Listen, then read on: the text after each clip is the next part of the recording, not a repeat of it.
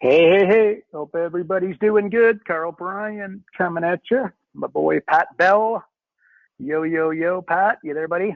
Everyone. Hey, everyone. Hope you guys are doing well. It's a good day. A lot of good dreaming happening today and some troubleshooting and all that stuff, but we're on a good roll. So looking forward to this call. That we are, buddy. That we are. We are on a roll behind the scenes, stuff that you guys aren't seeing, but we are, and it will be in your hot little hands, but not for a few months, but holy smokes. Pat's been working hard, folks, on behalf of us all. That's what he's been doing. So on that note, why don't we open up a couple folks? But remember, guys, the goal here, this is a Q&A call. We do the A. You guys got to supply the Q. So if you have a question, raise your hand or just plunk your question into the chat box there, and we'll look after it. All right, so let's go. Who do we got here? Go. Who do we got? Linda Lewis. Let's say hello to Linda Lewis. She's new with us. Linda Lewis, you're self-muted. You got to unmute yourself. Hope everything else. Sorry. There you go, Linda. You're live. Okay. Well, interesting you picked me. I just did one of these a couple hours ago. Did you? Well, there you go. We knew we get some fresh meat here coming after Linda. This is her first call. Let's open her up and embarrass her and put her on the spot. See if we can't the magic now. How's it all going? How's it all going so far? You feeling good? Making sense?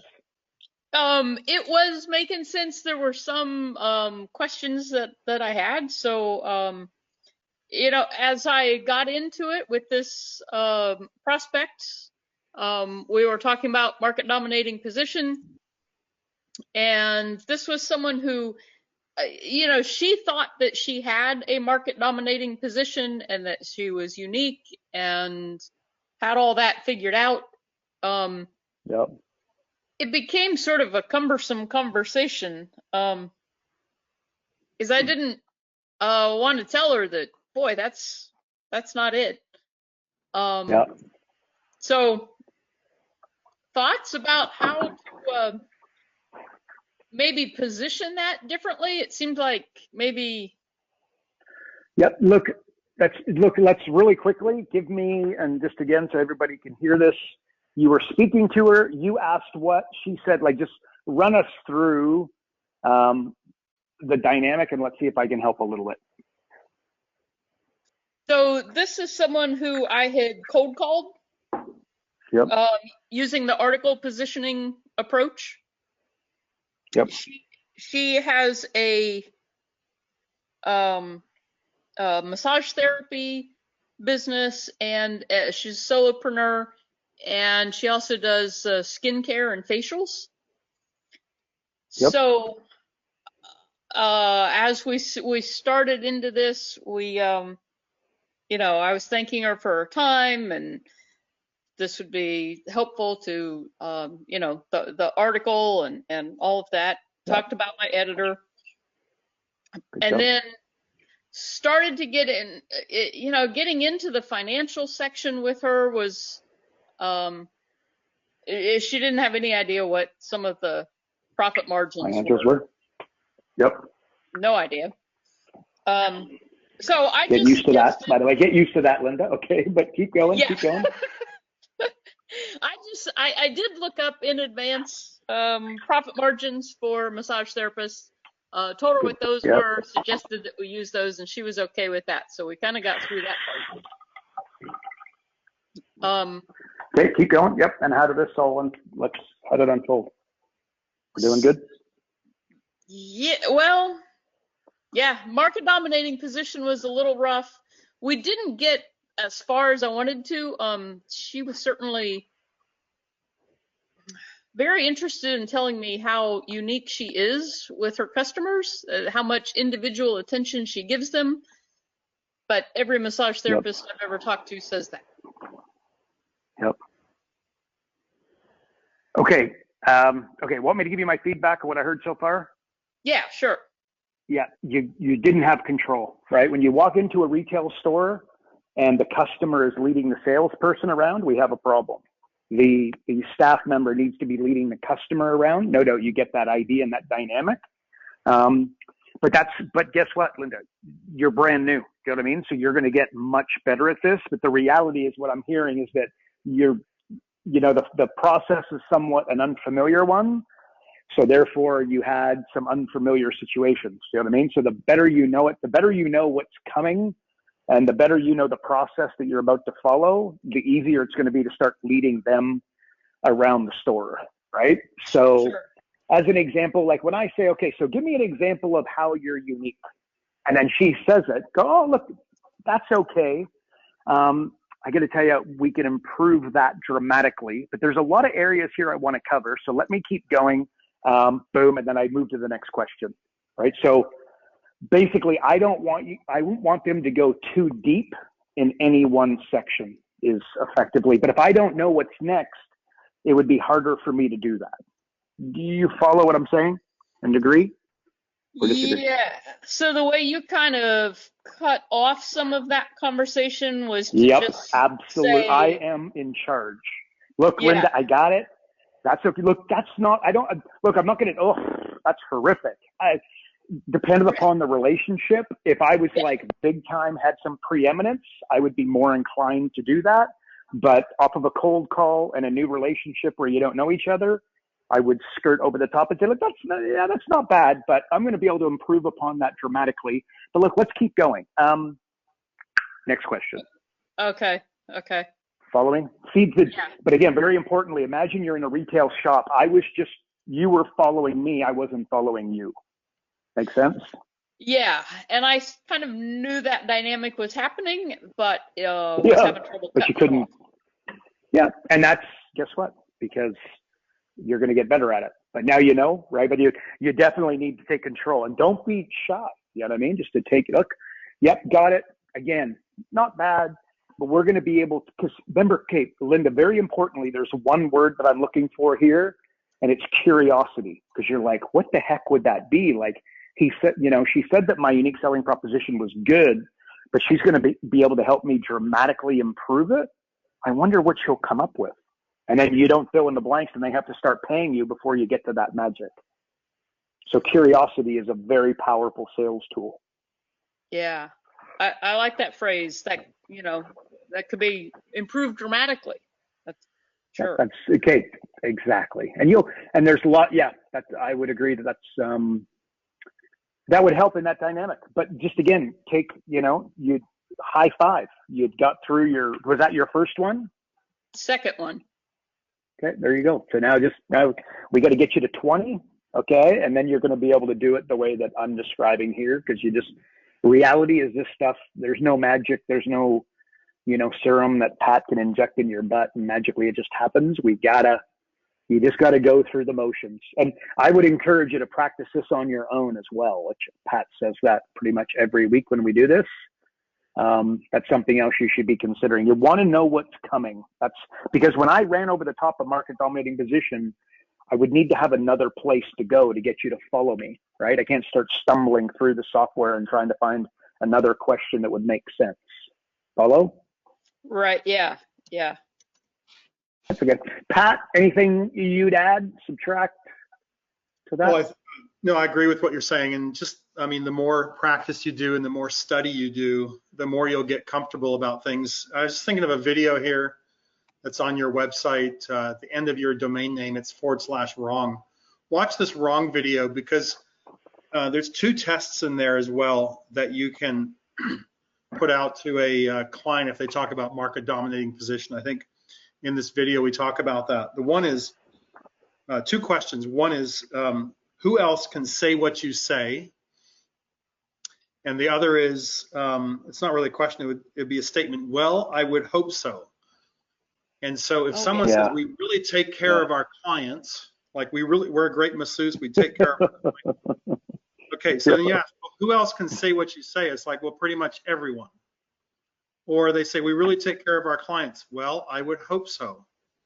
And so those are just platitudes. So go through this lesson on the wrong video, have a look at how they're positioning that.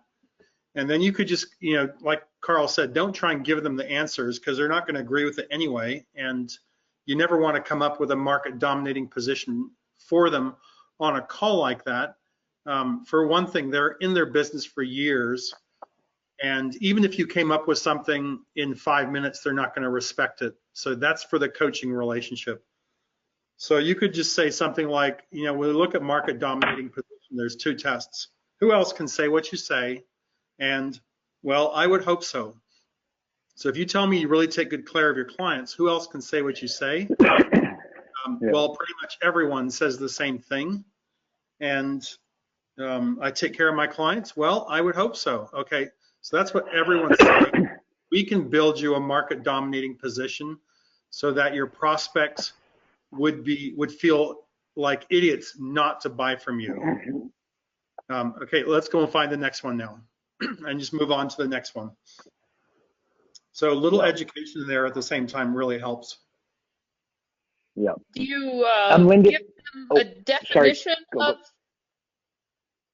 Do you give them a definition of market dominating position early in the conversation? Oh, I would do that from the very beginning. And you could go into the software and just open it up. And let me just, right there. Yeah, and it's the first thing you see when you go into market dominating position. Can you just show, can you show them, please, Pat? Some might not even realize. You see my screen? Yeah, yep. Yeah, we can see it.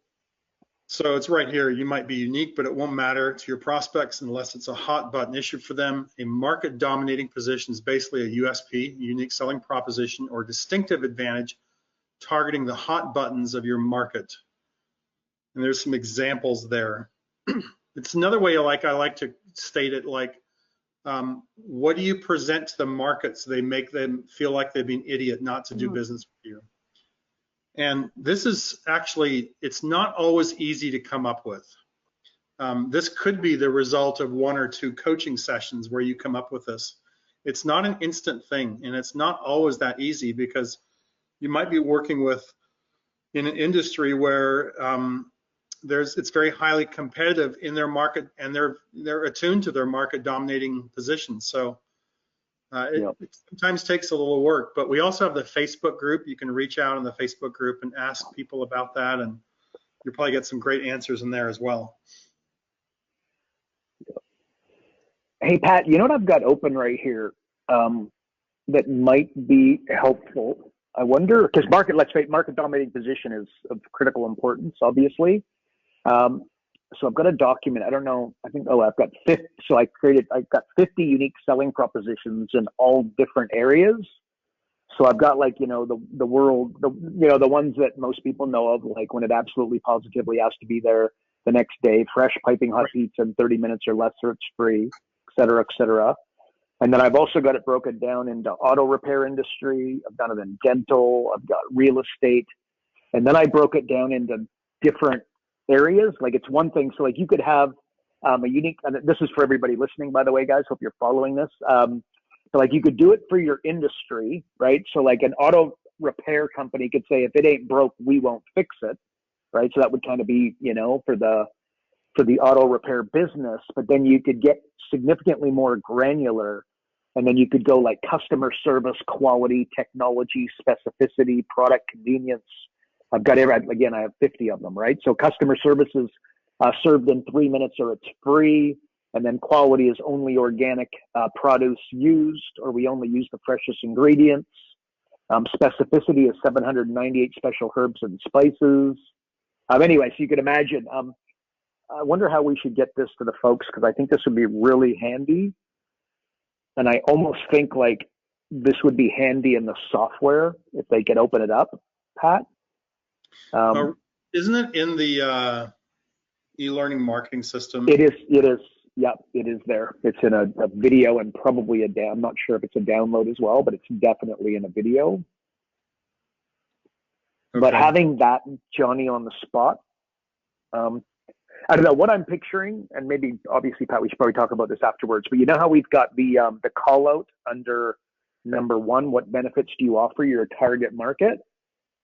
If we created a call out for the notes and then all of these examples opened up, I think that would be really possibly, because again, like Linda's found, do you know what I mean? She got market dominating position is one where it's not uncommon, to get tripped up a little bit.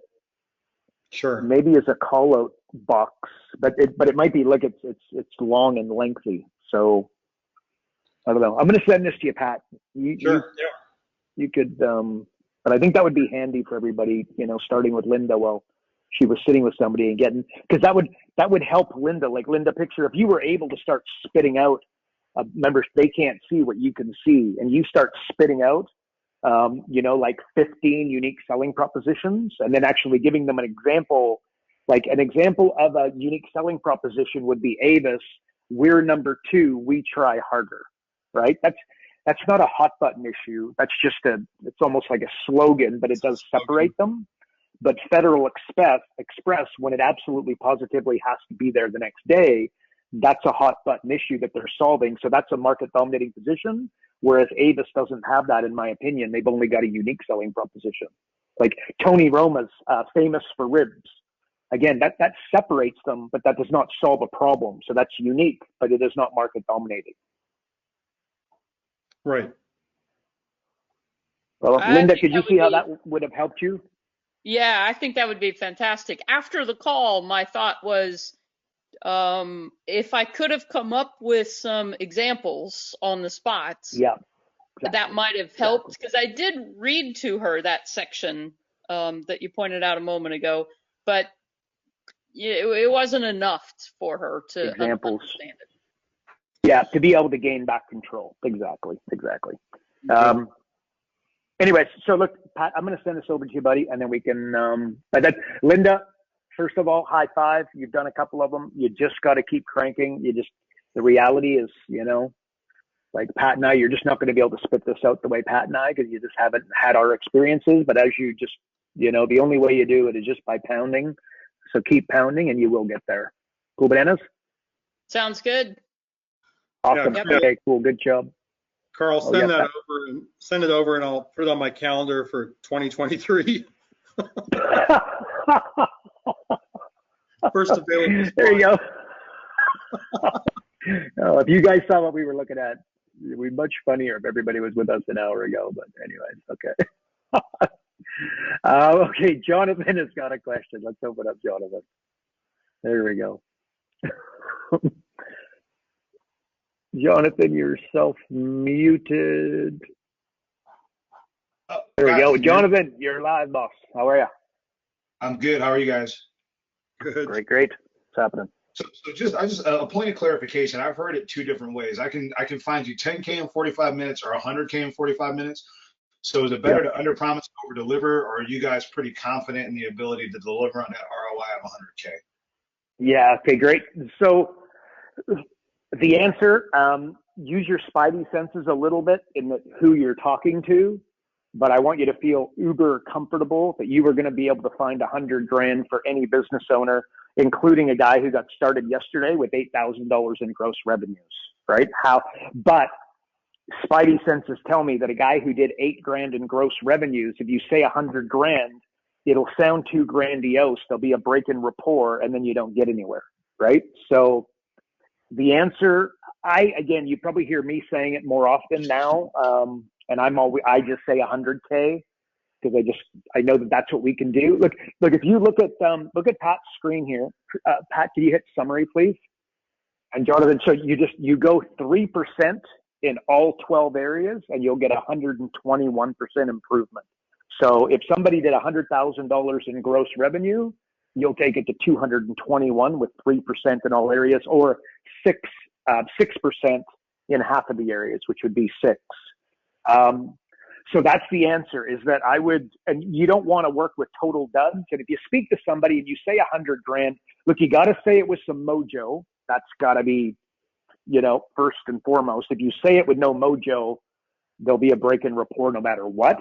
But yeah, you'll be able to find $100,000 for anybody. It's really that easy. Just go through the process of, like we were just saying to Linda, get really, practice up and make it super refined. And you'll find that it's just so easy that it's ridiculous not to say $100,000, but spidey senses plus mojo should be factored and we got to leave that one for, your discretion in a, certain situation. So if you're asking me, Jonathan, I would say 100K very comfortably every time. And someone who I said 100 grand and then they didn't believe me, or there was that break rapport. The reality is I don't have preeminence. I don't have position with that individual. So it's probably going to be a bad coaching client anyways. So that's that's my answer. So it'd be fair to say that we want to take a quick conversation to see if we can't find a 3% increase in any one of these given areas and just see what we come up with. And then then they can be pleasantly surprised with the result. Is that kind of where you're going with that? Look, exactly. Like the $10,000 training we had built when we were originally doing all of this, like Pat, we've redone the training and it's actually called $100,000 training now. Actually, we're talking about possibly adjusting it slightly, but to just give you a bit of an idea is our internal trajectory here. That's kind of the way where we started and where we got to. But yeah, I mean, to say a little bit less and then over deliver, there's an argument to say that makes a lot of sense.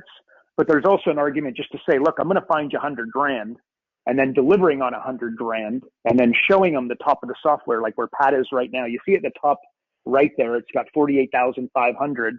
Well, he needs to, there you go. He needs to keep going, right? Like do one more section and then he surpasses 100 grand. And now it's like, look, and we've only gone through 2, 3, 4 sections. I've got 12. Imagine when we go through all 12, the breakthroughs that we're going to create, the magic we're going to create, the money we're going to be able to put into your bank account.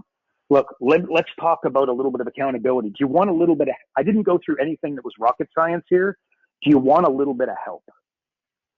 And they're going to go, yeah. I like the way you did that. And if I'm looking at this graphic and I'm a business owner, what I'd say is Pat, it looks to me like you're going to help me get a 12.5% increase by using alliances and joint ventures. Is that what I'm understanding? Correct. Exactly what you're saying. Yep. Which would normally be higher, but sorry, Jonathan, but that would normally be higher. Pat, can I ask why that's there? Like, this is just one you're playing with, or how did that end up at 12.5? I'm actually messing around and looking at a bug here maybe, so I'm sending it on to William. Oh, okay, cool. Okay, but yeah, Jonathan, what we would normally do is we'd keep it in and around 5%. Like when you ask the business owner, if we created joint ventures, what kind of impact do you think that would have on your business? They never say 3% ever, right? What they say is 50, 25, 20, 10 is on the low side. And then you say, okay, I would agree, but let's do this. I'm just going to put it at 5% because I want to be uber conservative and make sure that I can over deliver as we're working together. And let's see what that looks like. Ping, next question. Then I don't delay. I don't ask for his agreement. I just keep going because remember, I'm leading him around the retail store. No, that makes perfect sense, guys. Thank you so much for clarifying. Is that cool? Yeah. All right, bud. Awesome. And again, but I really think, Jonathan, this is magic for you and for everybody. 3% in all 12 areas is 121% impact. So when they start with their numbers, and again, if they're 100 grand, you know that you need to get to roughly 3% in 12 areas. There's 6% in 6 areas to exceed the 100 grand. So I feel like it's really good to have that in your mind as a framework to make life easy. So there you go. Great question, Jonathan. Thanks, buddy. I need some more questions here, guys. Who else has got a question? It's a bit my weird boy Scott.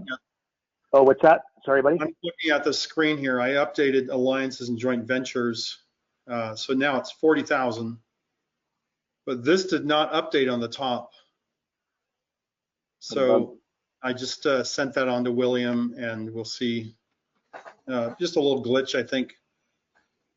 So anyway, there we go. Oh, there it goes now, 41. It rounds up to the nearest.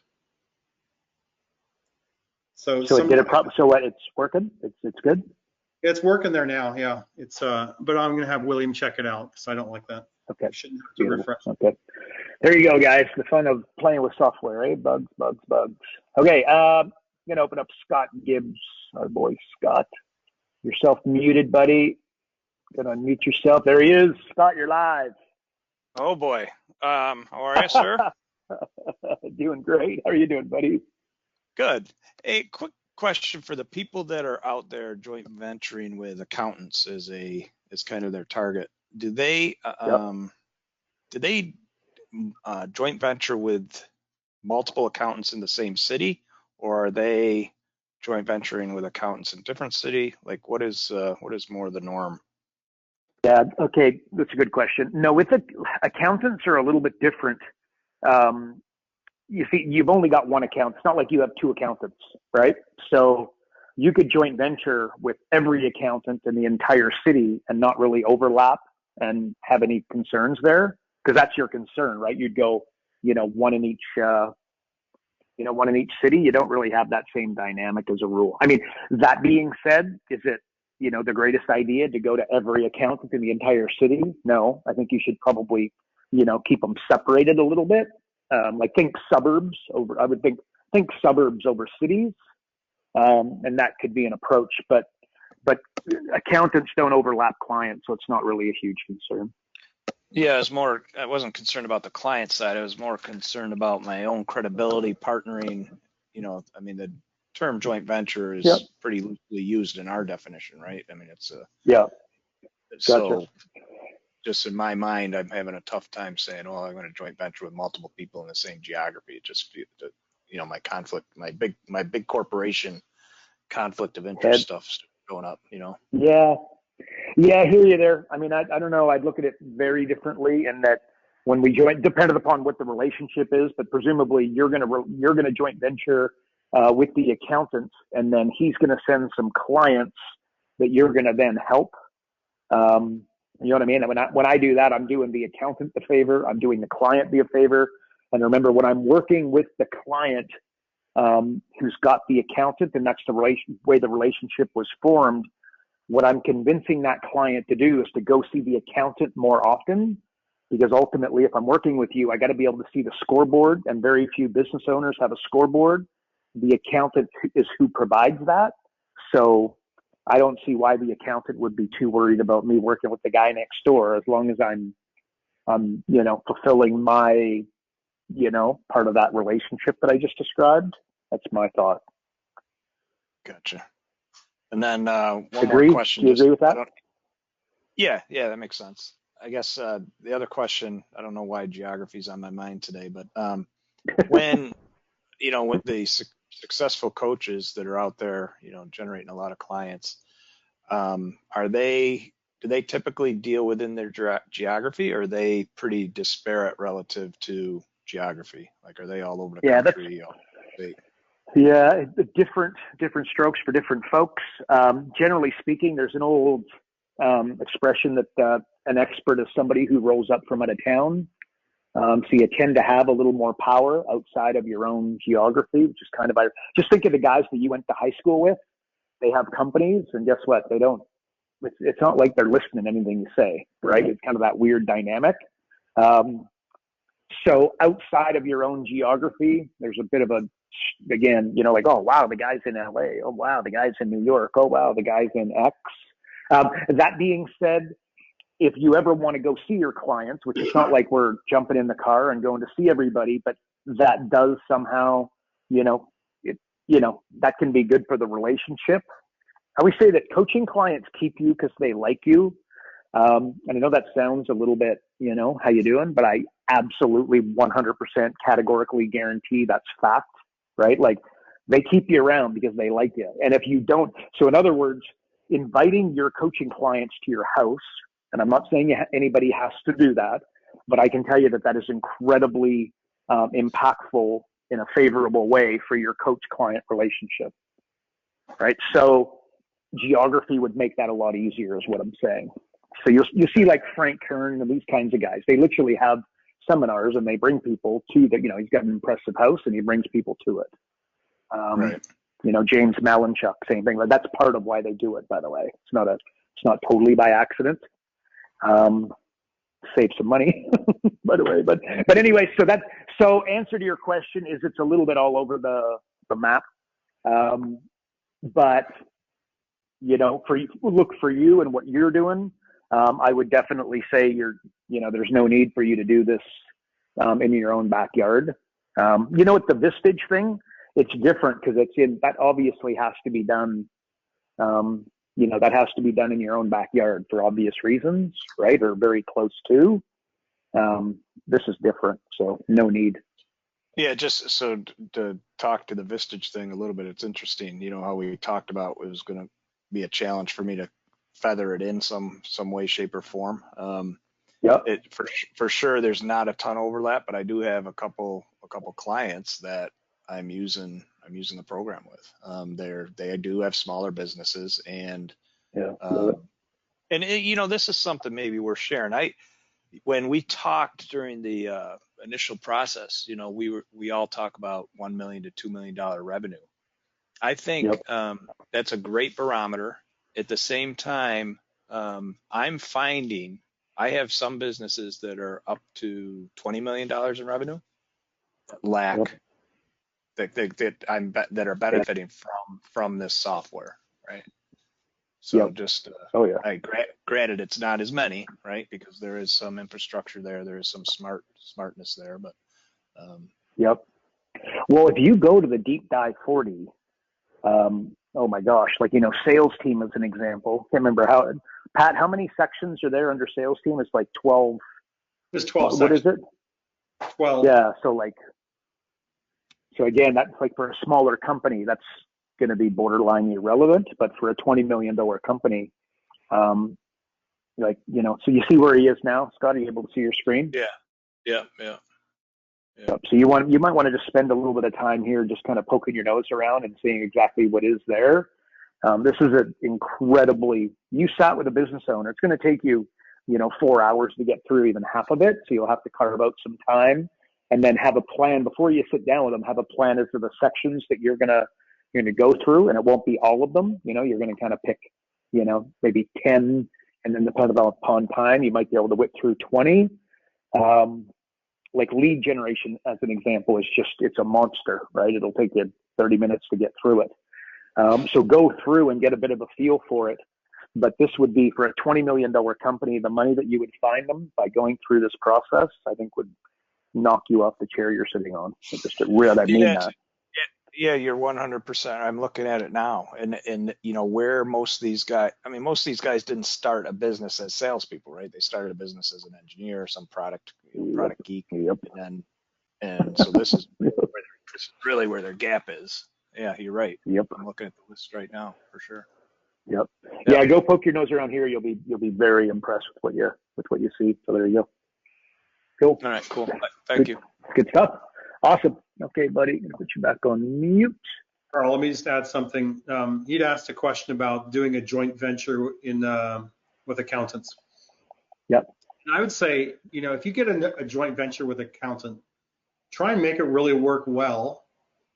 And if it works well and you're making a good money from it, like you're really, blowing it up, then, you don't really have to go after another one.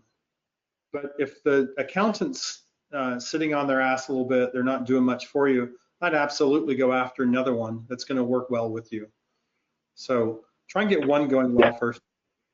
Actually, high five. I would totally agree with that. Hey, I'm going to go, who we can open up? Vince, he's from my, there he is. Vince, you're live. How's it going? Vince. Vince and I went to same high school, different times, I believe. Vince, there he is. Okay, Vince is not there, but that's cool. Who are we going to here? Stephen Crawford. Stephen, we're going to open you up. You're self-muted, my friend. There he is, Stephen Crawford. You're live, buddy. How's it going? I didn't have a question, but I know no one else did either. So you're unlucky enough to get unmuted. There you go. How's it going? I had a meeting the other day with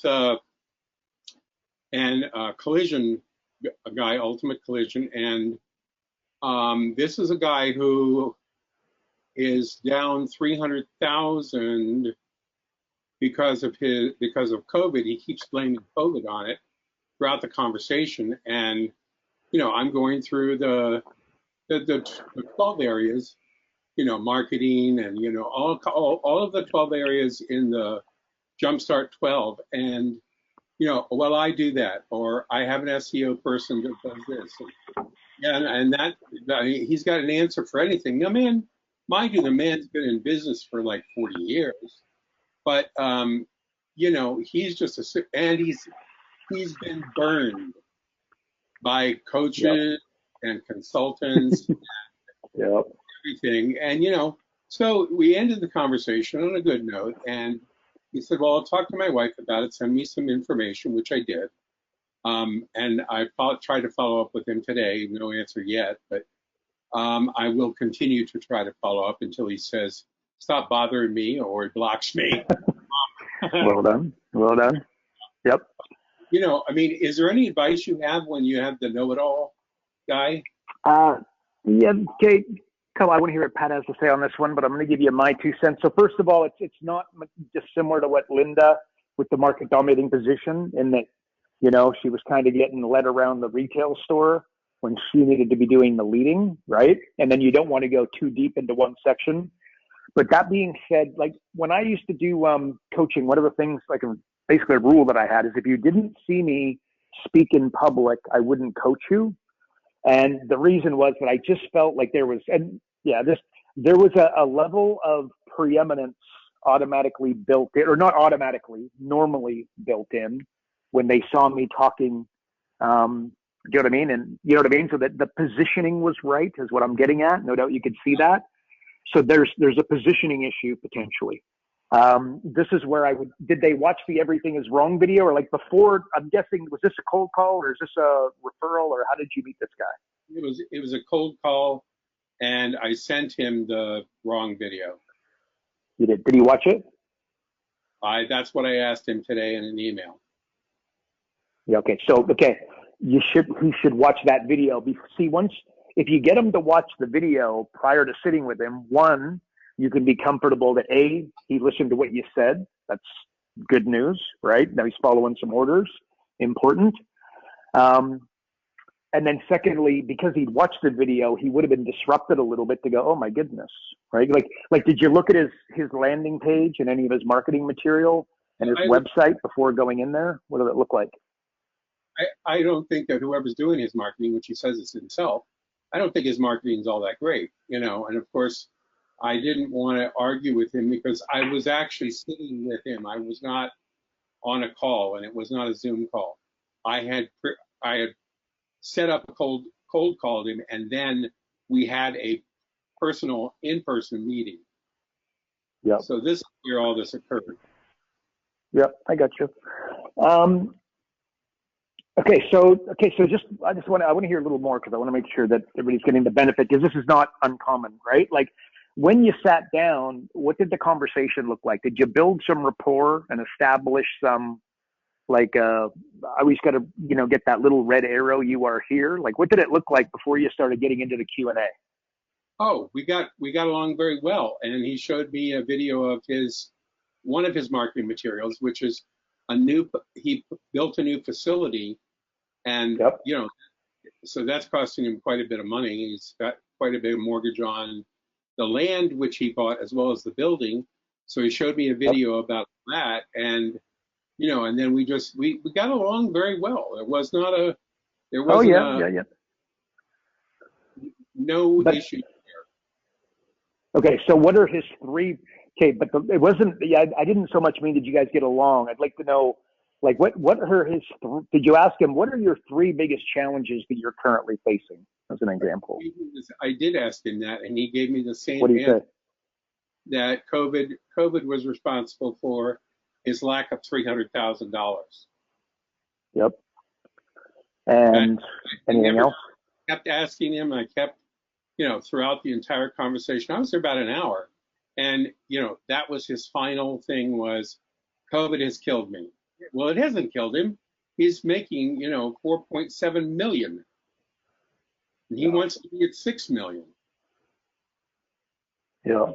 And when I sent him the follow-up email, I said I felt that there were enough issues and enough things that we could, after going through the 12, list of 12, I said, and there were some things like he didn't really know what a drip campaign was. So, there were enough commonalities where, yes, I can help you. But then, of course, what he objected to was the fact that he wasn't, he had bad experiences with people in the past. So there you go. Yep. Look, the bottom line, it's a tough, without being in the room, obviously, but it just sounds to me, the preeminence, like I said, get them to watch the video before you show up. And that means, again, that they're starting to follow some orders, which means that you're in control and leading them around the retail store. Right. But you know what? Sometimes, look, the guy's doing $4 million a year. What are his margins on that roughly? Are they pretty decent? Like, what's his profit?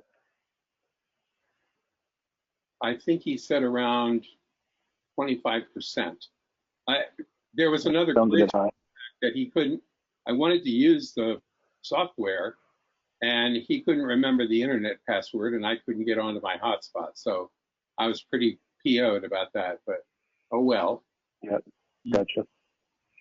Okay, so you can see like that in itself, like not being able to go through the software would have made it difficult for you to get anywhere, right? So, because it's a Q&A process, you don't want to just build rapport and have a conversation. You want to make sure, do you have joint ventures? Yes or no, right? Do you, you know what I mean? Like what's that? He did not, and that's the other thing we talked about. So yeah, I mean, like I said, there were enough common things that I could actually assist him to get that 300,000 plus $1 million. I could help him do that, and I know I could. So it was actually, I mean, it was a good experience, and I know what to do to make sure that my hotspot is working on my phone. Yeah, backup. That's actually, for everybody listening, that is actually something you need to be able to do exactly that to make sure you can get data. So if you, like what happened to Stephen, like you could do some of you probably don't even know that. Like you can hook up to your own phone with your laptop. So you make sure that you practice doing that so that when you're there, you could do it in like, a minute versus having to, fart around and then not have it work. So have that as your backup. Yeah, he gave me. He just didn't know what the password was. Yeah, which is not uncommon. No, right? So immediately, anyway, I said, let me get to my hotspot, or whatever. Yep, gotcha. Anyways, there you go. Bottom line, live and learn, right? But just the positioning needed to be a little bit stronger, and part of that would have been sending them to the video. Pat, can I ask? Can you add anything? Yeah. So I'm looking at this question in our success questionnaire. Are you coachable? And when I run into someone, like there's one type of client I never want to ever deal with. I don't care what they're paying. It's someone who's arrogant. And you can get past a know-it-all if you can out-educate them quickly, in a sense of they're a know-it-all. They think they know it all, at least. And you offer them a really great education, or you ask them questions that just stumps them, and they just have no answer for. Things like, go to valuation is a brilliant question. Are all your marketing and sales processes documented so that sales are predictable? You can ask questions like this. What do you say to a client so that they say, I'd be an idiot not to do business with you? There's a few questions like that. And then right away, if you come out asking powerful questions, you are automatically perceived to be the expert. So if you have that, if you're asking powerful questions, if you can do some great explanations around what is a market dominating position, or some of the concepts in the wrong video that we've talked about, right? If you come out and do that, and they still don't think that you're worth talking to, or they're not intrigued, I would just say walk away, because if they don't get it in the first hour, they're not going to get it, and you're just burning your time. So there's, opportunity cost. If you're wasting time on one, you're missing the opportunity on another. So, yeah, go ahead. Yeah, I agree. Yeah, there you go. That's great feedback, Pat. Okay, cool. Steven, I hope that helps, buddy. Yes. Okay, good job. Keep pounding away. And hang on, we got a question. Brian. Brian, you're self-muted, buddy. Yeah, there you are. Brian, you're live, bud. How are you all? We're doing fabulous. Keeping well. We're keeping fabulous. Go to the market dominating position first, please.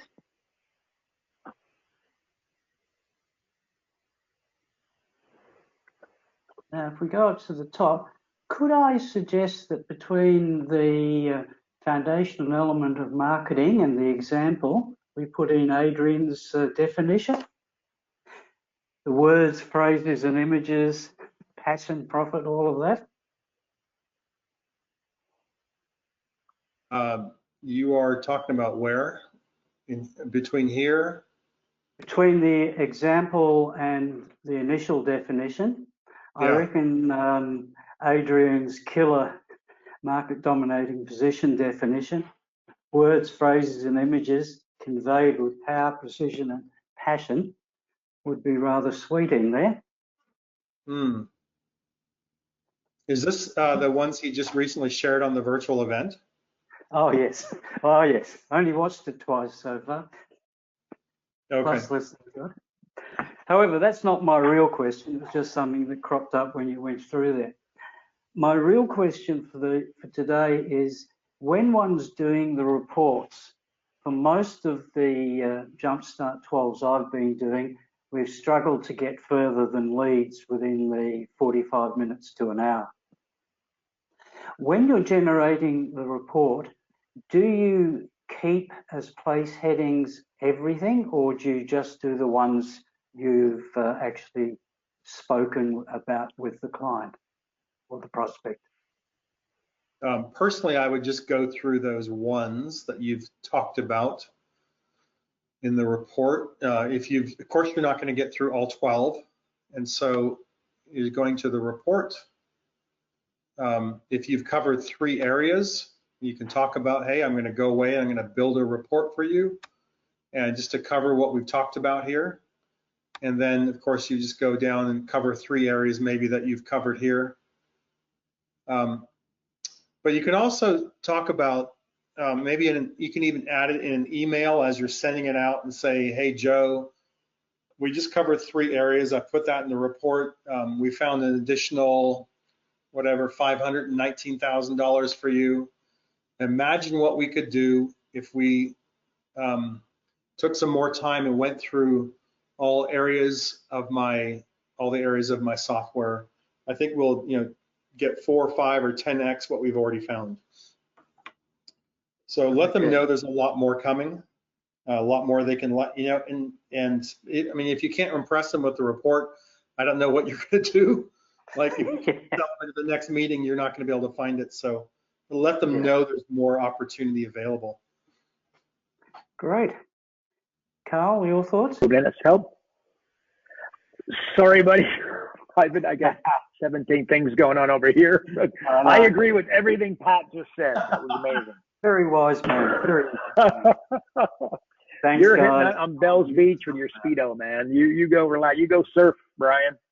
Well, we had 36 degrees yesterday, and it looks like a nice 25 today. So it's approaching 100 for our American friends. You lucky duck. Okay, Brian, appreciate you, brother. Thank you. Bye. Yep. Carl, Brian was asking if you could give me a raise, and so that's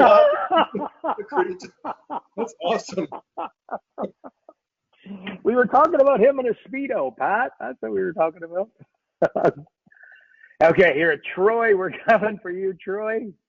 I better start paying attention here. I wasn't not paying attention. I was dealing with some private messages off this thing.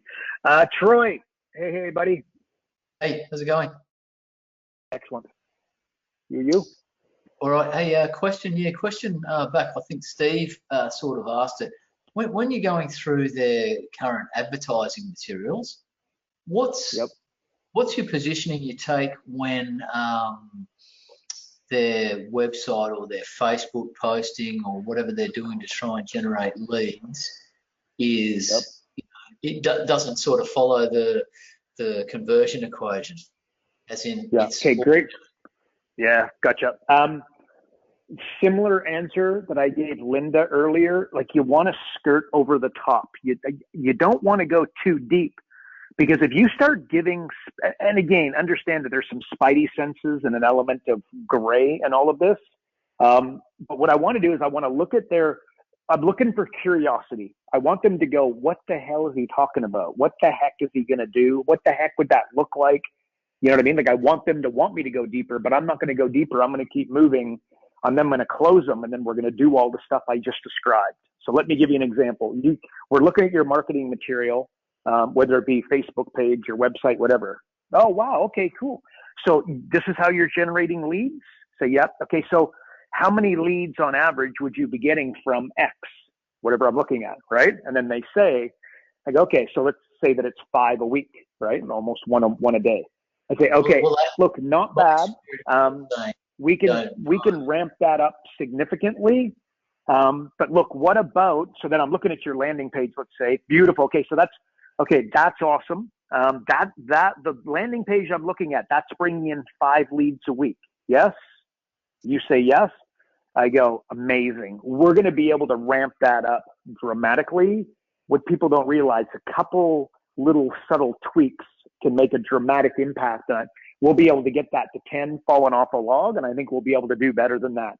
Okay, so tell me, what does and then I ask the next question. Okay. You see how they're saying to themselves, oh my goodness. So let's do joint ventures. I say joint ventures similar, but so I go, do you have any joint ventures in place? And then, of course, you're going to say no with ridiculous predictability, or maybe give me a lame one, right? And I say, okay, look, I know, Troy, I know the perfect 2 people that will really be able to change the game for you. I mean, these guys will be able to sell, these guys will probably be able to send you more referrals than you're getting in leads in an entire year. We'll have to see, but I feel very confident in that. Okay, so the answer is no. Let's move on. You know what I mean? And then I just skirt over the top, and guess what they're thinking? Who the hell are those 2 people? Oh, right? And by the way, when I say people, what's that? That's what I said too. Yeah. Okay. Well, guess what? Now you got to pay me in order to make that happen. And do I know the specific people? Look, maybe I do, but if you want to make sure that you can facilitate that, it's like you're a personal trainer. Well, immediately who I'm thinking of is the tanning salon and the local gym. And then the gal doing, what do I call it? The health spa, the Medi Spa, right? Doing Botox and that sort of stuff. Because these are people that are inclined to offer what you have. So you go to the Medi Spa, and everybody who spends over X, I don't know how much Botox would cost, but let's just assume, say $200. Anybody who buys $200 gets a complimentary personal training 30-minute pass for Monday nights at the local park. Make sense? Yeah. Follow? Yeah. So anyway, so what I did on the second half there is I made you feel comfortable that if you do say that, you're actually going to be able to follow through.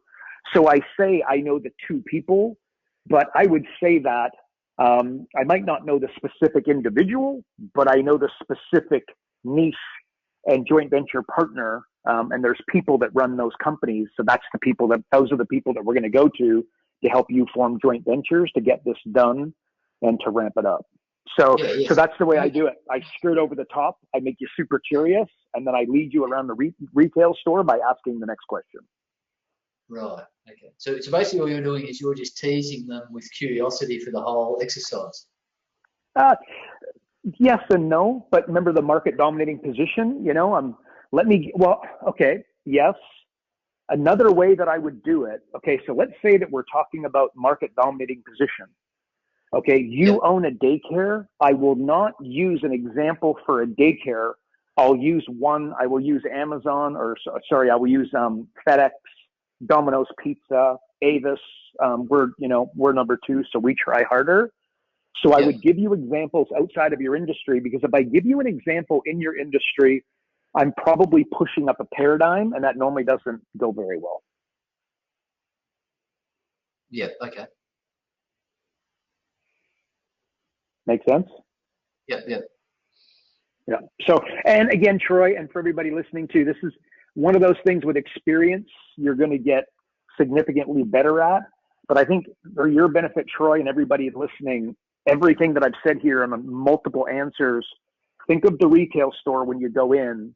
The salesman needs to establish that little red arrow, you are here. So he's got enough information to start guiding you through the store versus you taking the retail salesperson through the store. That's not the dynamic that they want. So that's critical and takes practice. Pat, can I just throw it to you for a sec? You agree? Yep. Add anything? Nothing else there. That's good.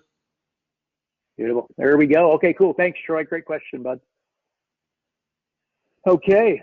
Well, there you go, folks. And we're right on the hour. Oh, hang on. We got one more question and that's it, guys. And hey guys, just for next week, again, this is the way it tends to happen where all the questions come in the second half. So if you guys could try think of between now and the next call, a question that you would have for us that would get this call going a little bit earlier. Would be appreciated. Dave McKenzie, we're trying to open you up. You're self-muted. Hopefully you got a quick question here. And he's not opening. Dave's being shy for the first time in his life. Good old Canadian boy, by the way. Oh, there he is. Hang on. Dave, you're live. Quick question. First of all, Puff. Let's go. You didn't read my Facebook today. Anyway, that's fine. What is the kind of the small number to say if you're going to offer the 100,000 that you can be guaranteed, like is in volume? Like are they doing? I know profit's the most important thing, but they're doing 300,000. Can you offer 100? Like, because where I am, if you ask them what's your approximate sales, you can say, 3 to 5, 5 to a million plus. So in order to guarantee 100, or to talk about 100,000, is it 600,000, 300,000? So I'm not. Okay, Pat, can you go? I'm sorry, Dave. I'm not quite following. Yeah. So here you got a business doing 300,000, which would be small, very small. Yeah. It's really a micro business. We keep it in that category. And I found them, oh my goodness, 3 to 5% over 12 areas. We found 155,000 in revenue. Okay. So, I mean, you've got to do really well to get someone 100,000 if they're making 300,000. You can do it. Like literally getting a market dominating position could double their business, but you don't want to be promising that. So if you're looking at 3 to 5%, so I think for your answer, we've got, if you're going to do 3 to 5% over 12 areas, yeah, you could do it. You could probably do it with 200,000. Okay. But I mean, it's pretty tough to hit a home run or find an impact in all 12 out of 12 areas. It's pretty tough to do that. Yeah. But there you go. It's 200 down to 103. But that was a little above the 3 to 5%. So $250,000 probably is about right. There you go. Yeah, I would. And the question is then, if they're doing this 200,000, you're doing an ROI. Okay, you're going to charge them 2,000 a month. Small business like that, you're not going to be able to do that. You're probably going to charge them 1,000, yeah. So the least you're going to go is 1,000. I would not go below that. You're finding them never. 45% impact. So I would go there and just check out your impacts and see if it's going to make sense. Yeah. Okay. Yep. Perfect. And by the way, the weekend was awesome. I've already picked a niche to do. And Pat, I agree 100% on the know-it-alls. Walk away. I think it's not worth it. Right. Life is short, right? You've got exactly a few hours a day. It goes by quick. You want to enjoy your day. You don't want to come back to your family stressed or irritated about people. And it's going to happen. It's part of life and part of living in the idiotic world that we live in. For those people, not worth it. So many people are not worth it. And if you can find people to work for, work with, that you just love showing up to work and doing stuff for them. And I mean, it's just a treat, right? Treat to be. What we do is a long relationship, so it's not worth it being painful. Yeah, Yep. Thanks, guys. you're welcome.